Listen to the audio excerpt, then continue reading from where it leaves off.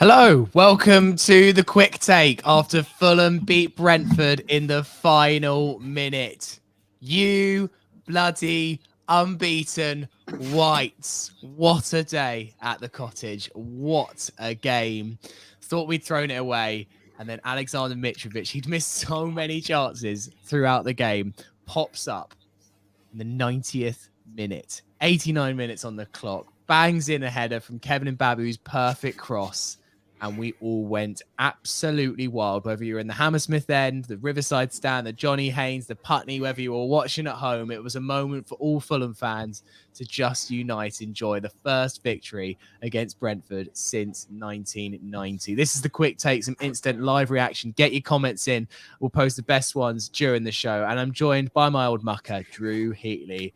Have you recovered? How's the voice this morning? It's 2 home games, 2 shredded vocal cords. What a moment! What an iconic Premier League moment for us. Not just in since our return. I split our Premier League tenures into pre-2018 and then post. But in of all time against Brentford at home, last minute.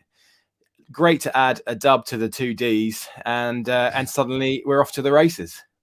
It was just amazing. And Drew, we started like a train yesterday, a goal after 50 seconds. It was an absolute mess. I had no idea what happened from the Hammersmith end. All I saw was the ball kind of just bobble over David Raya, everyone running away. Even I don't think Ivan Berry knew who scored because it took him an age to actually announce who the goal scorer was. In the end, we found out it was Bobby Decordova-Reid. And it just typified how Fulham tend to try and come out the blocks under Silva, but I've never seen us do that. Under a minute, it was the perfect start. Yeah, I was thinking, are we going to keep the same tempo up at home in front of our home fans as we did against Liverpool? And we did straight away. Credit to Pereira, who definitely, I think everybody would agree, was man of the match. But winning the ball back in the middle of the park, keeping that tempo up. I mean, I was glad that Bobby Decordova-Reid got the goal because I think it helps him no end, especially with our winger situation. But obviously Jay Stansfield almost getting a goal 50 seconds into his first Premier League start would have been quite the story. But as it stands, he grabs the assist, and it was a looping sort of shot that hits the crossbar. And luckily we had the wily BDR to tuck it home. But I mean, I think that set the tone for what was actually a real classic game, whatever league it's in. It had almost everything apart from a red card, I guess. Well, he could have had that as well. I actually hadn't realised until I watched Match of the Day how lucky Christian Norgard was to get a red card. Obviously, I think I knew at the time that Palhinha, his elbow was on the borderline. I actually think that when I watched it back, I saw why it wasn't a red. There was no force in it, but Christian Norgard, very lucky. So if any Brentford fans are saying that Fulham should have been down to 10 men, then I think equally so should have Christian Norgard. Went 2-0 up, probably even could have made it 3, Drew. The goal before half-time was a massive blow, though, and just felt very easy. Bobby Decordova-Reid kind of gets screened. Norgard runs into his area. So frustrating because I think going to half-time 2-0 up, and if we'd have had a chance to kind of recharge the batteries and go again in the second half, I think that's such a different game. It gave him such impetus, didn't it? Yeah, I think timing's everything, and you get that close to the half time, you think, right, come on, just no silly mistakes. It was far too easy for the Brentford lad, who, as you say, I think should have been off. I think there was a difference between him and Palhinha. It was an honest challenge from Palhinha, and I'm not so sure it was as honest from the Brentford chap. So I think he should have gone, but yeah, I think switching off at that point was maybe. I don't think it's quite typical of the Silver side, so I'll let them off. But it did let Brentford back in, and I think that second half, from that point until the final 10, I couldn't believe it was the same 11 players for Fulham I'd watched in the first 40. Insane how it changed, how the momentum changed. Yeah, I hear from Rob, and I think this might be a bit pessimistic, but I do get the point. Let's not get ahead of ourselves, I think he means. They had us on the ropes so much the second half. Silva needs to make changes sooner in a game. TC and Mbabu rejuvenated the side. I couldn't agree more with that last sentence, and I did think that he needed to make subs earlier. Brentford's second goal, well, obviously we had the warning shot, and we got away with it from a lovely VAR moment. Tony's left toe offside. You love to see it. But the warning signs were there for a good 10, 15 minutes that Brentford were the dominant team. We couldn't keep the ball. I was thinking, like, if let's say Mitrovic hadn't bagged in the 90th minute, we'd all be sitting here saying that Silva lost control of the game, really. Yeah, I did a covered for Cam this week on the website, Positive Negatives, and I made the mistake of writing things as the game was going on, just little fragments to keep ready. And one of the things I was saying was in the negatives of Silva's subs. And I ended up deleting it because obviously Mbabu and TC did change the game for us, but I think we shouldn't forget that it didn't paper over the cracks, but it was still too late, the substitutions, I think, and especially when we were, as I said in the piece, so under the cosh, it was painful at times, and we're just thinking, we're crying out for any sort of change. As it turns out, it did work, but I think we should still, it's still a point that bears repeating and bears pointing out that they were really late substitutions. Yeah. Mitrovic had one of those weird days yesterday where he had so many chances. The back pass from I think it was Norgard that did the back pass that he latched onto, and Raya outfoxed him a little bit in that moment. There was the header late on, which Raya saved brilliantly, but again, you'd expect Mitrovic to do better. But he just pops up those big goals when it matters. I just had a feeling yesterday that Mitrovic was going to be the man who had the final word in this game, and he loves a dramatic moment like that, doesn't he, Mitrovic? We haven't seen a late winner from Fulham for ages, but we have seen it before. A late cross into the box, particularly from that right-hand side. He can just be absolutely lethal. Yeah, I think the narrative for that game was Mitro was wasting a lot of gilt-edged chances. I think some of them were easier than others. You mentioned that rare one where he latched onto the back pass. If Mitrovic scores that penalty against Wolves, I think he scores past Raya in that moment. I think he's such a confidence player that it just that split second indecision, and he made the wrong decision with that particular chance. I think some of them, as I said, some of the chances that he had were easier than others, but to say that he wasted them all is probably a bit unfair. But when he has those sorts of games, he can look a little bit frustrated, a little bit lethargic. You can be shouting to him, get back on side and these little things, but that he can pop up and do it. And remember Andy Cole when he played for us. He'd do nothing all game and end up scoring the goal that wins it. Now, I'm not saying that Mitrovic did nothing; he was quite involved in a lot of the stuff. But the point being is that the real great strikers make a difference no matter what happens in the previous 90, 89 minutes. Yeah. Tony did Mitro's celebration twice, and Brentford still went back to Legoland with nothing. The cheek for him to do it once for the offside goal, but then to do it again. He's asking for it. He's absolutely asking for it. The moment passed. Fair enough, funny on the first time, but the moment had passed. To do it again, I think was Mitro's obviously in his head, isn't he? Obviously. I mean, it's wow. I just couldn't believe when I had no idea that he did, because you're in the Hammersmith end and these things happen at Putney end. You can't see that kind of thing in detail from the other side of the pitch. You're very far away, but I was astonished when I saw that he did it not just once, but twice. Ross Townsend says, really believe this team this time around. Genuinely think we're going to survive. Arsenal next. Very tough game given their form, but we can get something from the game. Look, we saw Arsenal absolutely smash Bournemouth. They've got 3 wins from 3. The next few games are really, really tough. I look at the next 4 and I don't think we're favourites in any of them. Brighton at home is obviously the most winnable. After that, you've got Spurs away and Chelsea at home. It just pinpoints, Drew, how crucial getting 3 points was yesterday, because it's given us a little bit of a buffer.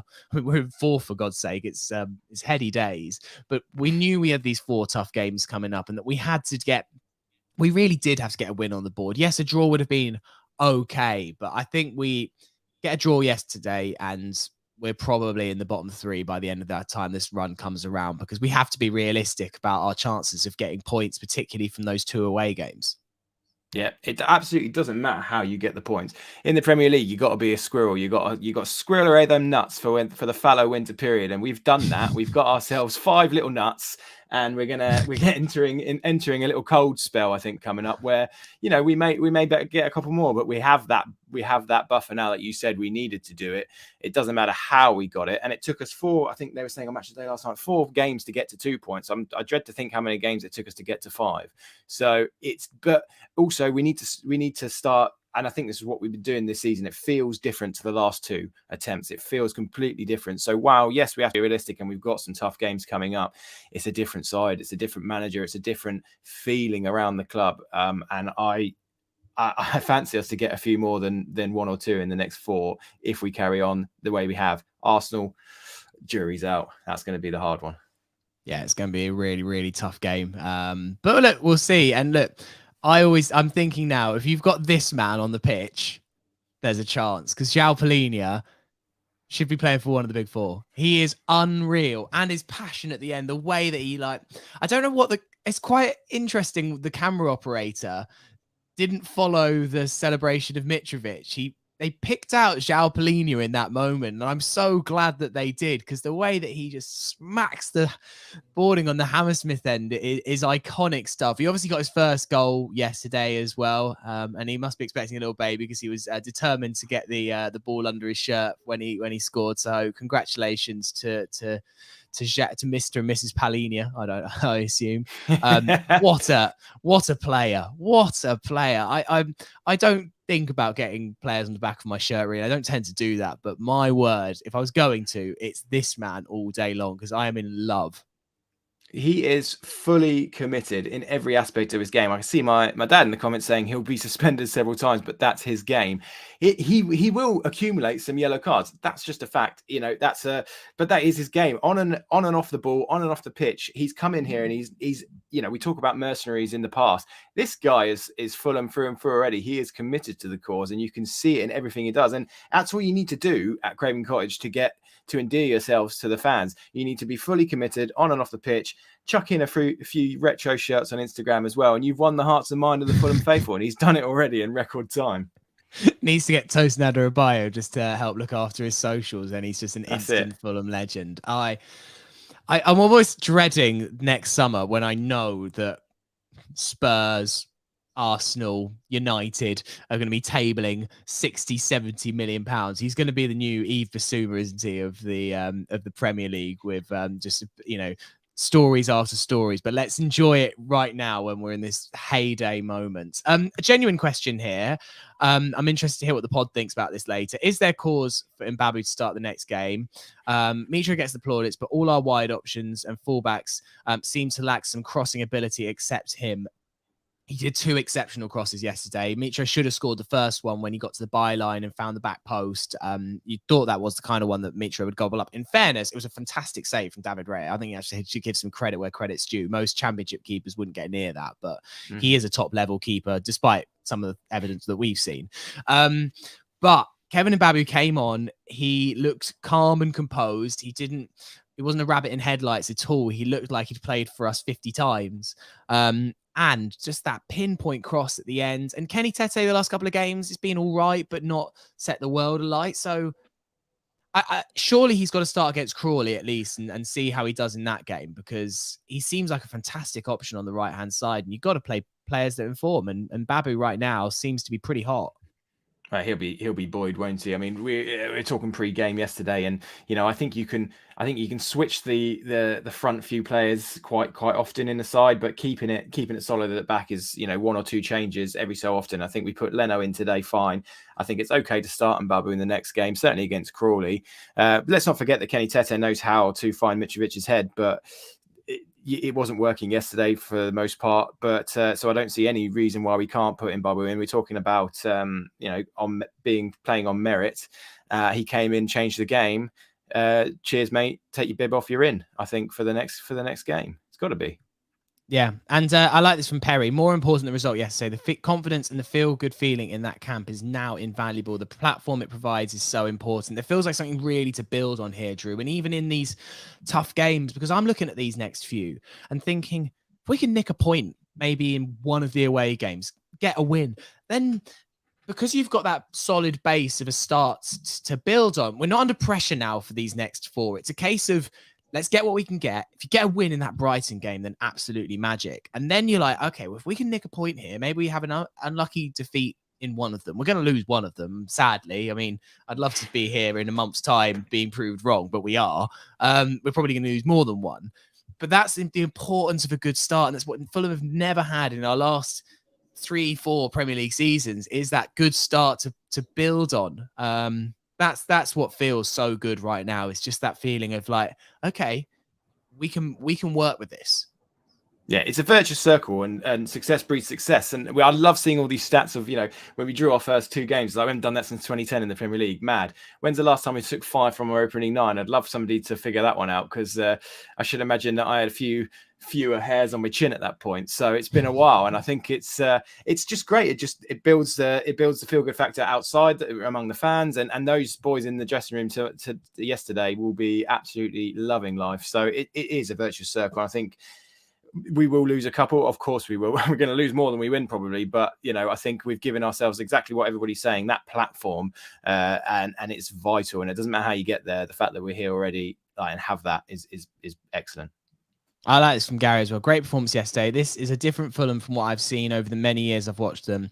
Performance was full of guts and togetherness. The old Fulham would have lost that game. Couldn't agree more, Gary. And one player I just wanted to get your thoughts on, Drew, before we finish, Jay Stansfield.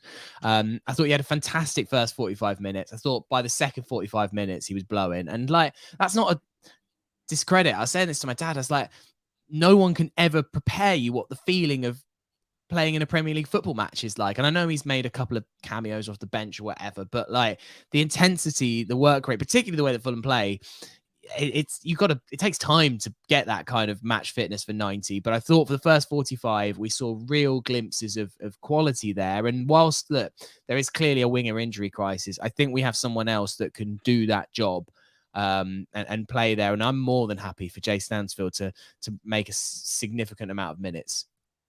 Yeah, I'm so pleased. I mean, every time he's come on for us, he's acquitted himself well. And to start yesterday, you can get blown up physically, but you can also get blown up emotionally. And I think that's definitely a factor. Starting the West London derby, that atmosphere, that's gonna blow you up emotionally as well. It's going to be quite tough. But I think he acquitted himself fantastically well.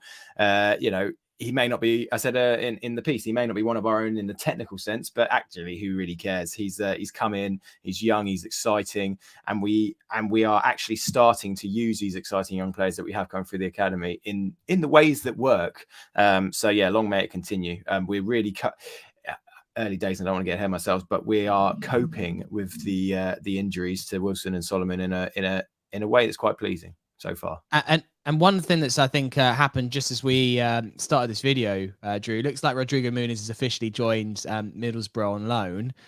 So enter Neil Mopai, because I don't think Fulham would allow this to happen without a backup, of them being certain the backups coming in. So I think we can be pretty sure that, well, it seems like Mopai, Karnak and co might have someone else up his sleeve, but this feels like the right move for everyone. Yeah, I think so. And if we can get Muniz out and bring Mopai in, then excellent. I think he gives a little bit extra gristle up front to complement Mitro in certain ways. So I'm excited to see what happens. I think that looks, the Athletic and other outlets are saying that's progressing. So I think that will probably happen this week, and I'm quite pleased with it. All right. Well, that'll do for the quick take today. Download the podcast tonight. Coops is hosting. I think he's got Isabel, Dan, and Dom on it as well. So that should be out in the morning. Make sure you listen to it for more reaction. I can't get enough of just everything from yesterday. Tweets, match of the day. I'm going to be devouring all of the other football podcasts to see what they say about Fulham. It's one of those iconic wins. It's a pretty special feeling when you win a derby like that in the 90th minute. So just drink it in the words of Martin Tyler, and enjoy it. Drew, thank you for coming on, mate. Thank you very much for having me. And if you want more Fulham content, there's loads of stuff on the Fulhamish website today. Check that out as well. Yeah, positives, negatives, player ratings, all there at fulhamish.co.uk. Plenty for you to devour. But yeah, cheers for watching, guys, and we'll see you on the next one. Thank you.